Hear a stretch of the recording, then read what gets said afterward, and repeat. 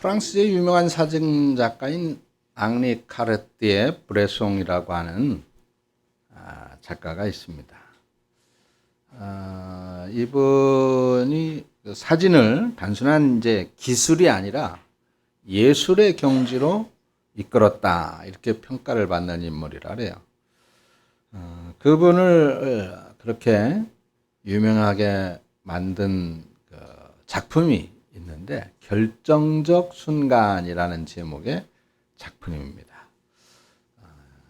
오래전에 1952년에 이제 출간된 그 사진집인데, 그 책의 제목이 바로 결정적 순간이라는 사진집이라 그래요. 그 유명한 사진이 뭐냐면 그 생라자르 역 뒤에서라는 작품입니다. 뭐 여러분들이 나중에 인터넷 검색해서 한번 찾아보시면 돼요. 이렇게 그 길에, 도로에 물이 이제 이렇게 좀 고여 있는데, 한 남자가 그 물 웅덩이를 훌떡 뛰어넘는 그 순간을 이제 찍은 거예요. 근데 그 사진이 아주 그 역동적이고 그리고 안정감을 주는 그런 사진이 된 이유는, 그건 뭐 그냥 평범한 거잖아요. 저벅저벅 물 위로 걸어갈 수 없으니까 물 위를 펄쩍 뛰어넘는 건데, 그 펄쩍 뛰어 건너는 남자의 그 발과 물에 비춰진 그 남자의 발이 막 맞닿으려고 하는 그 순간을 포착해서 사진을 이제 찍었다라고 하는 것입니다. 그래서 바로 그 순간, 그 찰나, 그 찰나를 찍어내서 아주 결정적 순간이라고 하는 제목으로 발표를 한 건데, 이 사진이 이제 굉장히 유명해지니까 수많은 사진 작가들이 자신들도 이제 그런 결정적인 순간을 포착하기 위해서 수없이 카메라 셔터를 눌렀다고 그럽니다. 그러면서 많은 작가들이 이 브레송 작가한테 이 어떻게 해야 참 그런 멋진 사진을 찍을 수가 있습니까? 어떻게 해야 그런 결정적인 순간을 포착할 수 있습니까? 그 노하우가 뭡니까? 라고 물었다 그래요. 근데 브레송은 늘 같은 대답을 했다고 그러죠. 결정적 순간을 포착하는 과정은 마치 수수께끼 같아서 나도 잘 모릅니다. 그렇게 대답을 했다는 거예요. 그러면서 이 결정적 순간이라고 하는 것은 어떤 잘 짜여진 각본에 맞춘 그런 어떤 기획의 결과물이 아니라 나 자신도 모르는 사이에 나에게 찾아온 운명적인 순간이었기 때문에 그 순간을 나도 알 수는 없습니다. 라고 했다는 것이죠. 비슷한 말을 17세기의 프랑스의 성직자 폴 드 곤디라고 하는 분이 말을 했어요. 결정적인 순간이 없는 것은 이 세상에 아무것도 없다. 결정적인 순간이 없는 것은 이 세상에 아무것도 없다. 비록 평범해 보이는 사람들, 평범해 보이는 그런 사물들이지만은 하나님께서 창조하신 모든 사람과 그리고 그들의 모든 인생에는 하나님께서 역사하시는 결정적인 순간이 반드시 존재한다라고 하는 것입니다.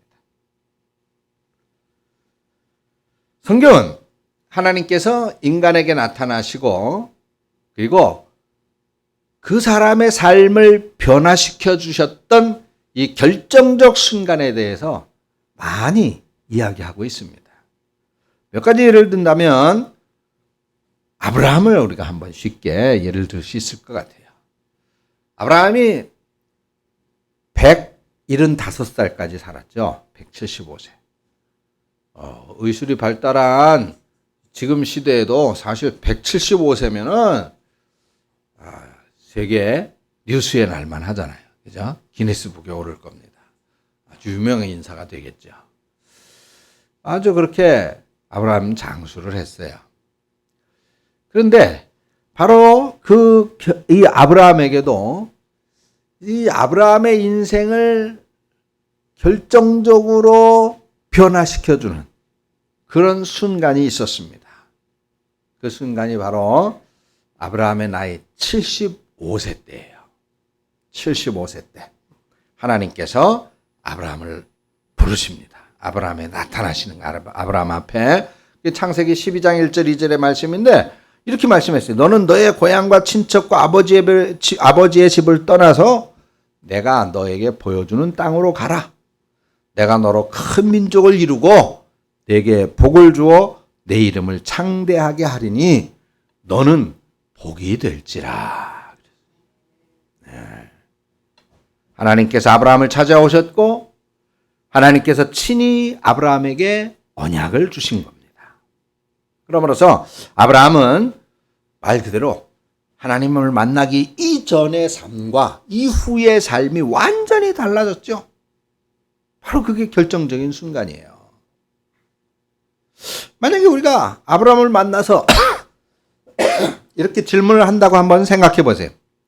아브라함님, 당신은 75살 때에 하나님을 만나고 하나님으로부터 약속과 비전을 받는 그런 결정적인 순간을 맞이했는데 그럼 우리 성도들도 우리 신앙의 결정적인 그런 순간을 맞이할 수 있는 어떤 비결이나 어떤 방법, 어떤 노하우 같은 게 있습니까? 아마 아브라함의 대답도 브레송이라고 하는 이 사진 작가하고 대답이 똑같을 것 같아요. 아닙니다. 노하우나 비결이라니요. 내 삶에 하나님께서 나타나시는 내 삶의 인생 속에서 하나님이 나를 만나주신 이 결정적인 순간은 내가 뭐 어떻게 계획한 것도 아니고 예상한 것도 아니고 말 그대로 수수께끼처럼 알 수도 없는 그런 예상하지도 못하는 그런 순간에 나에게 찾아온 것입니다. 라고 대답할 거예요. 그렇지 않겠습니까? 이게 바로 우리들의 삶과 또 우리들의 신앙에 찾아오는 결정적인 순간인 것이에요. 자, 이제 성경을 보면, 특히 구약 성경을 보면 이런 결정적인 순간은 아브라함 같은 한 개인에게도 일어나지만은 또 공동체에도 민족 단위로도 그런 결정적인 순간이 찾아오기도 해요. 구약 성경에서 공동체의 결정적인 순간이 찾아온 이런 대표적인 예를 든다면 아마 당연히 우리가 쉽게 떠올릴 수 있는 건 출애굽 사건일 거예요. 그렇죠? 출애굽 사건. 이스라엘이 애굽에서 지금 몇 년째 종살이를 하고 있어요. 노예로 생활하고 있어요. 430년이거든요. 430년 생각해 보세요. 조선이 500년 역사라고 그러잖아요. 그러니까 조선 역사와 거의 똑같은 거예요. 이게 430년이면 예를 들어서 우리 할아버지 그리고 우리 아버지 그리고 그 뒤를 이어서 나도 애굽의 종살이를 하는 것뿐만이 아니라 내 아들도 애굽에서 종살이를 하고 내 손자도 애굽에서 종살이를 해야 되는 그런 긴 세월입니다. 하나님께서 분명히 아브라함과 이삭과 야곱의 후손들한테 가나안 땅을 주시겠다고 약속했거든요. 그런데 430년이라는 이 긴 세월이 흐르는 동안 그럴 기미가 보였어요? 안 보였어요? 조금도 안 보였어요. 그럴 기미가 안 보였습니다. 조금도 변함없이 세대가 세대를 이어가면서 애굽 사람들을 섬기면서 노예로 살아가고 있는 거예요. 그런 이스라엘 백성들에게 과연 우리가 이 애굽 민족들을 다 떨쳐내고 여기서 떠나가서 하나님께서 약속하신 가나안 땅에 들어가 나라를 이루고 그 땅의 주인이 될 것이다. 그런 희망을 가질 수가 있을까요? 아니, 그런 희망이 조금이라도 남아 있을 수조차 있겠습니까? 그렇게 소망도 없고 희망도 없고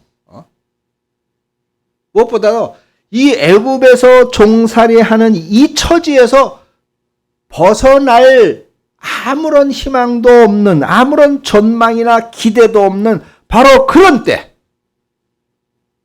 하나님께서 행하시는 결정적인 순간이 찾아오죠.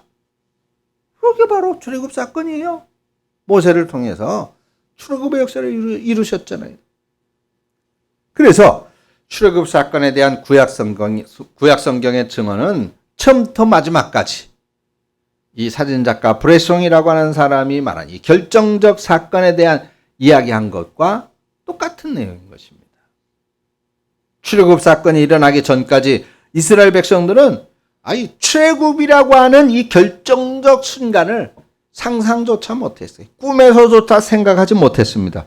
그런데 그들에게 결정적인 순간이 찾아오니까 실마리를 조금도 찾을 수 없었던 수수께끼가 어느 순간에 자연스럽게 풀려지는 것처럼 이스라엘 백성들은 전혀 새로운 세계에 들어가게 되었던 거잖아요. 여러분, 신앙생활에 있어서 이 결정적인 순간은 우리가 계획하고 우리가 노력하고 우리가 열심히 준비한다고 해서 맞이할 수 있는 것이 아니더라고요. 언제인지 알 수 없지만 하나님께서 우리를 찾아오시면 바로 그때 내 삶에 또는 우리가 함께 예배하고 있는 우리 교회 공동체 안에 결정적인 순간이 찾아오는 것입니다. 이 사실을 믿기 때문에 우리 모든 성도들은 하나님께서 우리를 찾아오시는 이 결정적인 순간을 지금도 기다리는 거예요. 우리는 그것을 응답이라고 하고 우리는 그것을 변화라고 하고 신학적으로는 중생이라고 하기도 하는 것입니다.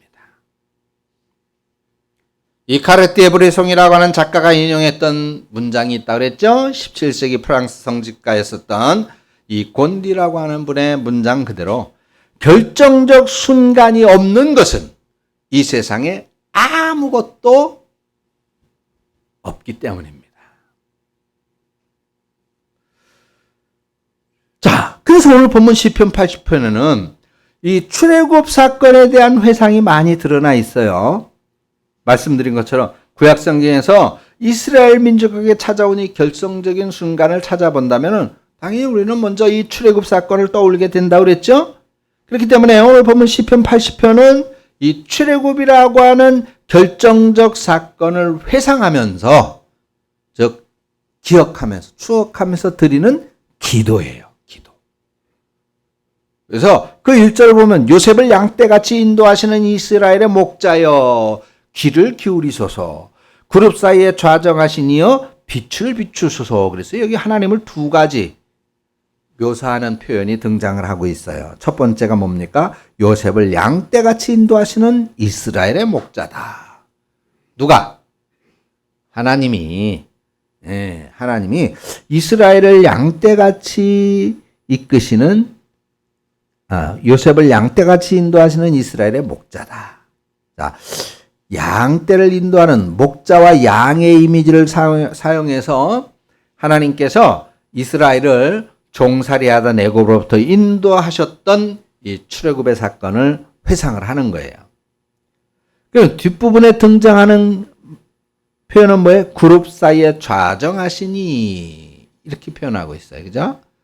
이스라엘이 애굽에서 나와서 광야에서 생활할 때 그들 그 무리 한 중앙, 한 가운데에 뭐가 있었어요? 성막이 있었습니다. 이 성막의 가장 중심에 하나님의 임재를 상징하는 법궤를 모셔뒀어요. 그리고 그 법궤는 두 개의 그룹, 다시 말해서 천사의 모양이 조각되어져 있습니다. 그렇기 때문에 그룹 사이에 좌정하신 하나님은 이 출애굽 사건 이후 이스라엘을 가나안 땅으로 인도해 가셨던 하나님에 대한 묘사인 것입니다. 똑같은 의미를 담고 있는 표현이 2절에 또 등장을 해요. 에브라임과 베냐민과 므낫세 앞에서 주의 능력을 나타내사 우리를 구원하러 오소서. 여기 이제 에브라임과 베냐민과 므낫세 지파, 세 지파의 이름이 등장하죠. 자, 출애굽한 다음에 이스라엘 백성들이 이제 광야에서 생활할 때 하나님의 임재를 상징하는 법궤는 동서남북 사방으로 자리 잡은 12지파, 이스라엘의 12지파의 한 가운데 위치하고 있었습니다. 자, 그런데 우리가 알다시피 광야에 있는 이스라엘 민족들은 거기에 정착한 게 아니라 어디를 향해서 가고 있는 거야? 하나님께서 약속하신 땅 가나안을 향해서 가고 있는 거거든요. 그러니까 이 성막을 중심으로 동서남북 나눠져 있었던 12개의 지파들이 이제 낮에는 불기둥으로 밤에는 구름기둥으로 하나님이 바뀌었다. 낮에는 구름기둥으로 밤에는 불기둥으로 그렇게 인도하시는 하나님이 이제 낮에 출발을 하려면 하나님 그 기둥이 앞에서 출발을 한다 그 말이죠. 구름기둥이. 그러면 이스라엘 백성들이 이제 대오를 갖춰가지고 그 기둥을 쫓아서 가는 거예요. 가나안을 향해서. 자, 그런데 자 이스라엘 백성들이 이제 그렇게 대오를 갖춰서 행렬을 할 때에는 이제 어떻게 하겠어요? 다 역시 성막, 법궤를 중심으로 해서 앞에 6지파, 뒤에 6지파 이렇게 해서 12지파가 또 성막을 법궤를 중심으로 이제 행진을 하게 되는 것입니다. 자, 그리고 그 법궤를 중심으로 해서 이제 뒤 따라오는 지파 6지파가 있는데 오늘 본문의 2장 안에 등장하는 에브라임 지파, 므낫세 지파, 베냐민 지파가 그 중에 있는 것입니다. 그러니까 에브라임과 베냐민과 므낫세 앞에서라고 하는 이 말씀의 표현은 뭐예요? 출애굽을 한 다음에 하나님께서 이스라엘을 가나안 땅까지 그렇게 이 지파들 앞에서 또는 앞에 6지파들 뒤에서 이끌어 가셨던 그런 행진의 모습을 회상하는, 추억하면서 그렇게 하는 기도인 것입니다. 그래서 이 시편 80편은 이렇게 1절부터 이스라엘 역사상 가장 빛나는 결정적인 순간인 이 출애굽 사건을 회상하고 있는 거예요. 자, 그런데 여러분 보세요. 지금 이 대목에서 우리는 아마 조금 민감하신 분들은 좀 이상하다 그런 생각을 하실 수 있을 것 같아요. 그런 분이 있을지 모르겠습니다. 자, 하나님께서 나에게 찾아오시는 이 결정적 순간은 정말 말 그대로 내 삶을 완전히 변화시키는, 그래서 우리 모든 성도들이 간절하게 기다리는 바로 그 순간이잖아요. 마치 모든 사진사들이 포착하고 싶어서 사람과 또는 어떤 사물의 움직임을 예의주시하면서 그 순간에 셔터를 누를 수 있기를 고대하는 바로 그 순간처럼 말이에요. 그러면 이스라엘 민족에게 정말 잊을 수 없는 이 결정적 순간이 출애굽의 사건을 회상하면서 드리는 기도라면은, 하나님이 정말 그때 그 순간에 우리 민족을 애굽의 종살이에서 건져내셨어, 구원해내셨어, 그 사실을 추억한다면, 기억한다면 그 입에서 뭐가 나올까요? 당연히 감사와 찬양이 나오겠죠. 그렇죠? 당연히 감사와 찬양이 나와요. 그렇게 해주셨어, 하나님이. 그렇게 아무런 꿈도 희망도 없이 노예로 살아가던 우리 민족을 하나님께서 구원해 주셨어. 할렐루야. 하나님 감사합니다. 하나님을 찬양합니다. 왜냐하면 그때는 이스라엘 백성들은 그 애굽에 종살이하던 상태에서 자신들의 힘으로 애굽을 이기거나 또는 자신들의 힘에 의해서 애굽이 망하거나 그래서 해방될 수 있는 조건이 아무것도 없었단 말이에요. 그런데 정말 하나님의 기적으로 구원받았잖아요. 출애굽했잖아요. 그러니까 당연히 감사와 찬양이 있어야 되겠죠. 그런데 보세요. 지금 출애굽 사건을 회상하는 이 시편 80편은 이상하게도 감사와 찬양의 시가 아니라 뭐예요? 간구와 탄식의 시입니다. 간구와 탄식의 시. 오늘 짧은 시간에 다 살펴볼 수는 없지만은 이 시편 80편의 내용을 전체적으로 읽어보면 북이스라엘이 이제 아수르라고 하는 거대한 제국의 침략을 받게 돼요. 그래서 모든 국민들이 이스라엘이 망하면서 이 아수르 제국의 전 지역으로 다 붙잡혀가 강주 이주를 당하게 돼요. 강제 이주. 그래가지고 정말 이스라엘의 이제 민족도 또 역사도 또 이스라엘의 말도 다 사라지게 돼요. 그 제국에서 말도 이스라엘 글 못 쓰게 하고 헬라어를 쓰게 했거든요.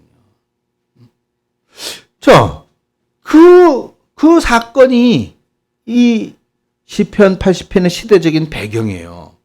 그러니까 시편 80편은 나라가 멸망한 이 절망의 상태에서 옛날 우리 조상들에게 있었던 이 출애굽이라고 하는 이 과거의 결정적인 순간을 회상하면서 탄식하고 부르짖으며 간절히 기도하는 그런 기도의 내용이다라고 하는 겁니다. 자, 여러분, 모든 사람에게는 한 사람도 예외 없이 이 결정적인 순간이 찾아온다 그랬어요. 그리고 우리 모든 성도들에게는 역시 한 사람도 예외 없이 분명 여기 계시는 여러분들 한 사람 한 사람 모두에게 하나님께서 나를 부르시고 찾으시는, 나를 만나주시는 결정적 순간이 반드시 있을 것입니다. 그런데 사랑하는 여러분, 하나님께서 우리를 찾아오시는 이 결정적 순간을, 그래요, 우리가 뭐 신학적으로 기어이 따져본다면 우리가 회심의 순간이다라고 말합니다. 회심의 순간, 중생의 순간. 그러니까 내가 이제부터는 예수님을 믿고 교회를 가야지. 내가 이제부터는 크리스찬이 되어야지. 성도가 되어야지.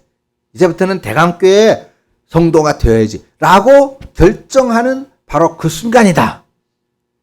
내가 모든 죄인이라고 하는 사실을 회개하고 예수 그리스도의 피로 그 모든 죄악이 속죄받고 이제는 하나님의 백성, 하나님의 자녀가 되어졌다. 그 사실을 믿게 되어지는 그 중생의 순간, 회심의 순간. 자, 그런 순간이 있어요. 그런데 그런 순간을 우리가 경험했다고 해서 우리들 인생의 모든 문제가 한순간에 다 달라지고 해결되고 나아졌나요? 그런 게 아니에요.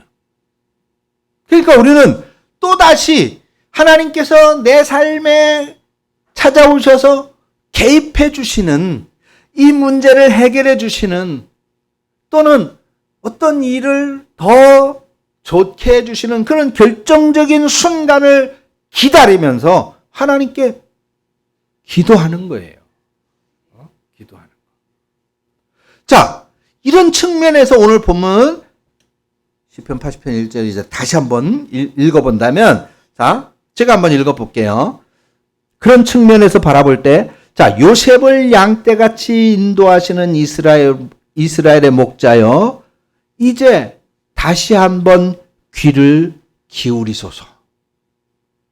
그룹 사이에 좌정하신 이여 이제 다시 한번 빛을 비추소서. 에브라임과 베냐민과 므낫세 앞에서 다시 한번 주의 능력을 나타내셔서 이제 다시 우리를 구원하러 오소서. 이해가 되죠? 그렇죠?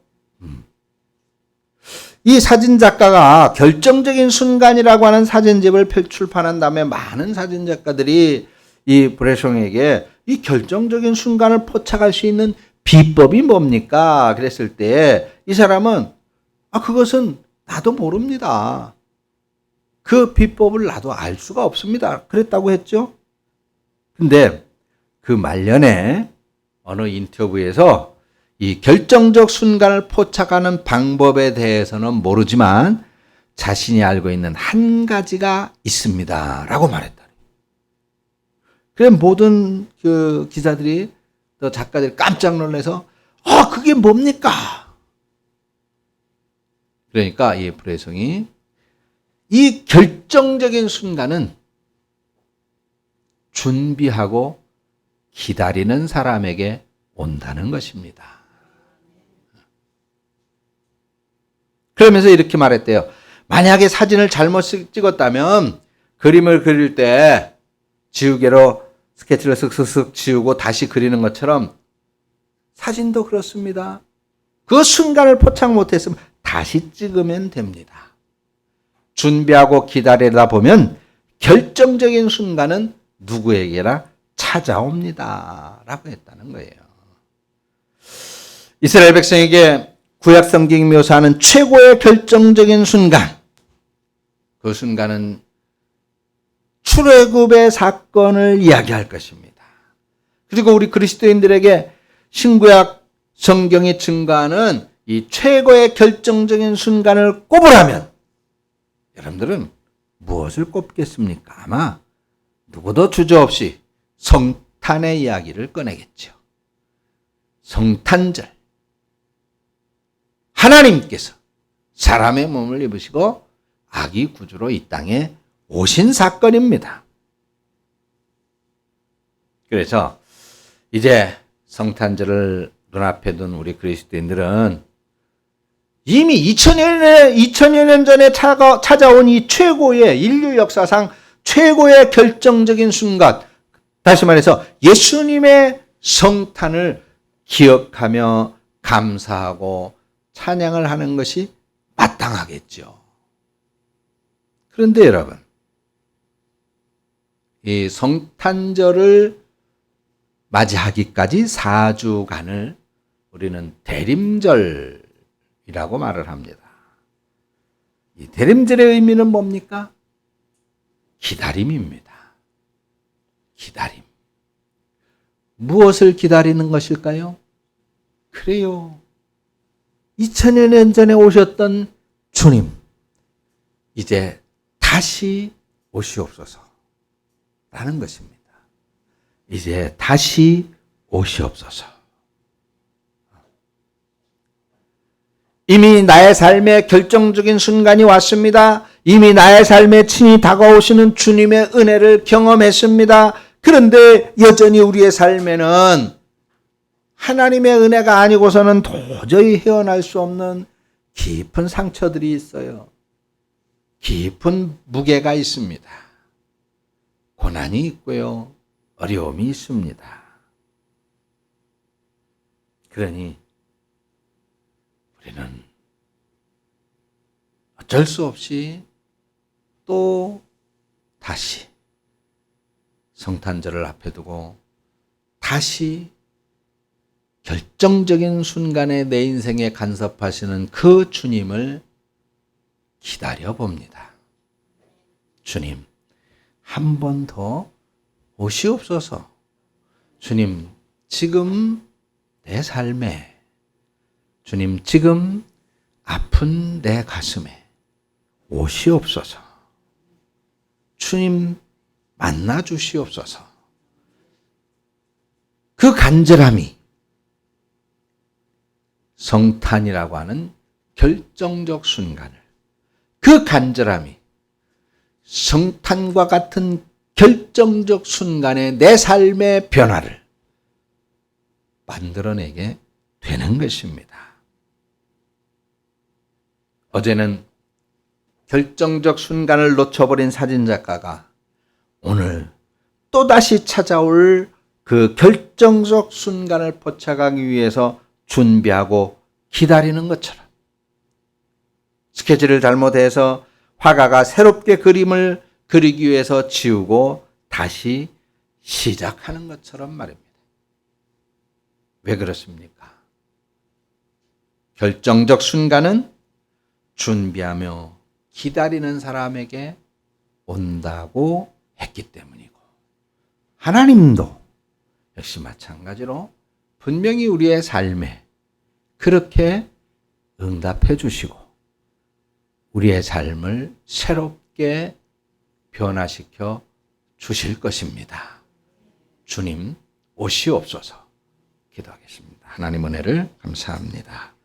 오늘 성탄절을 앞두고 다시 오실 그 주님을 간절히 사모하며 내 인생에 다시 한번 찾아오셔서 내 삶의 새로운 소망, 내 아픔의 새로운 회복을, 그리고 우리들의 앞길에 새로운 희망을 열어주실 그 주님을 기다립니다.